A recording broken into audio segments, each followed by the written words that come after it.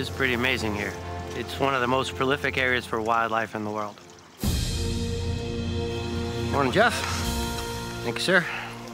My name's Charles Glatzer. I'm a professional wildlife photographer, slash educator, slash speaker. I've always had a love for the outdoors. Right now, I'm at Sonora Resort in British Columbia. Some of the most diverse wildlife in the world is right at our fingertips.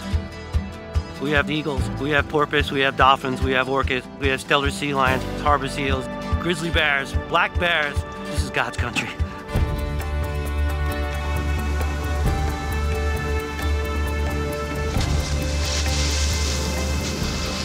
Wow, that's just awesome. Nature photography is extremely difficult. We're trying to capture the fleeting moments. Right here, right here. Oh, you got it. It's hard. You know, it's seriously hard being out in the field away from family, and we're at the mercy of what we're given. We have a sunny condition in 1 minute, 2 minutes later, as we're gonna see, the light's gonna change. Whether it's backlighting, whether it's ethereal fog, whether it's front lighting, side lighting. How do we as photographers capture that to make the most of every situation? To develop your craft takes years. And I seriously believe people can do it. But you have to have the stick-to-itiveness, and you have to be willing to work extremely hard to get there.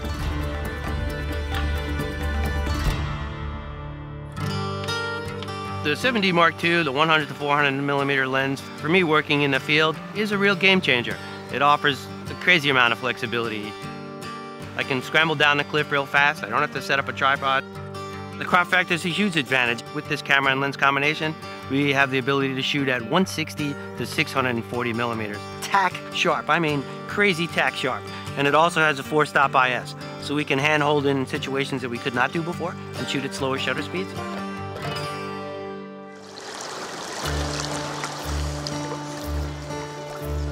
Tracks.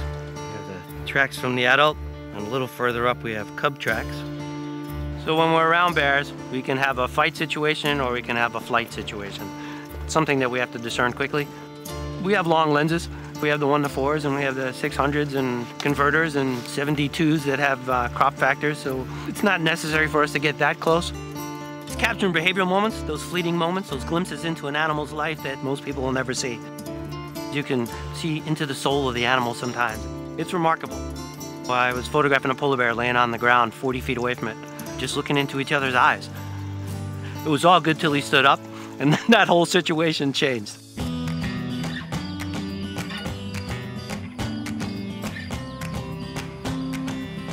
The autofocus cross points now allow me to compose much better in the camera.